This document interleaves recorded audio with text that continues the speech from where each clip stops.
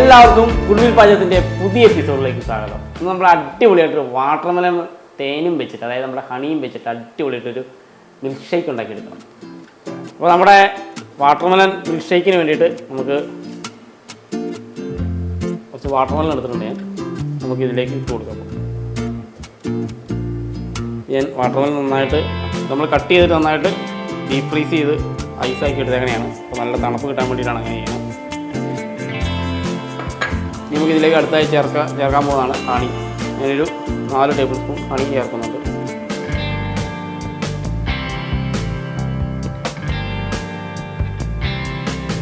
പിന്നെ ചേർത്ത് കൊടുക്കുന്നതാണ് 1/2 ഗ്ലാസ് പാല്.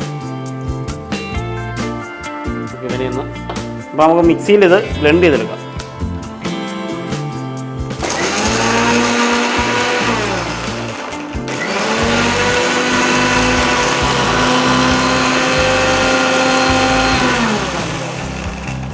ജസ്റ്റ് ഒന്ന് തുറന്ന് നോക്കാം.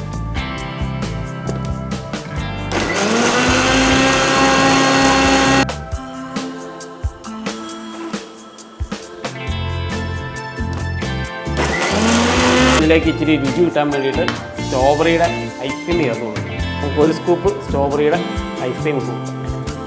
അപ്പോൾ നമ്മുടെ കളർ കിട്ടിക്കോളും വാട്ടർമെലന്.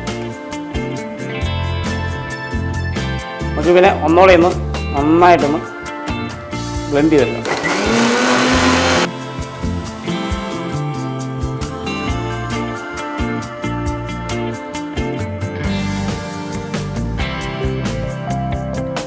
ഗ്ലാസ്സിലേക്ക് നമുക്കൊരു സ്കൂപ്പ് ഐസ്ക്രീം ഇട്ട് കൊടുക്കാം.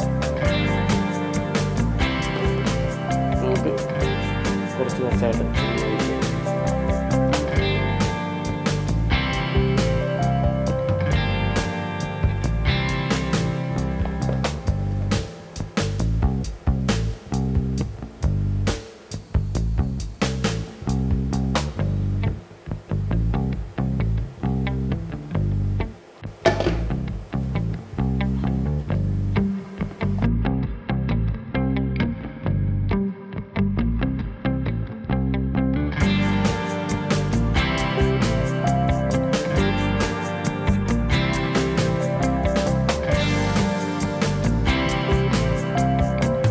ഇപ്പം ഞാനിന്നുണ്ടാക്കിയ വാട്ടർമെലൻ ഹണി മിൽക്ക് ഷേക്ക് എല്ലാവർക്കും ഇഷ്ടപ്പെട്ടെന്ന് വിചാരിക്കുന്നു.